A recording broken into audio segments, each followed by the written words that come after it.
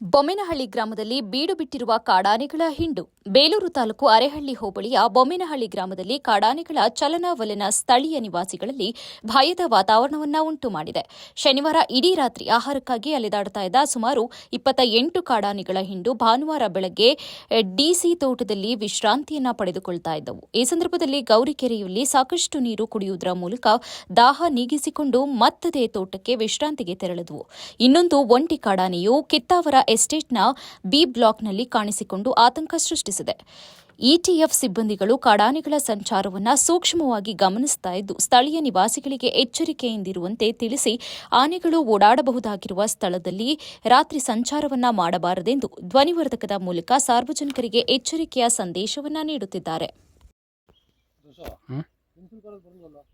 ಅದೇಪ್ಪ ಭೀಮನೂ ಕಾಣ್ತಾ ಇಲ್ಲ. ಅದು ಭೀಮ ಗುಂಪಲ್ಲಿರಲ್ಲಣ್ಣ, ಆ ಕಡೆ ಈ ಕಡೆ ಓಡಾಡ್ತಾ ಇರ್ತದು. 1 2 3 4 5 6 7 8 9 10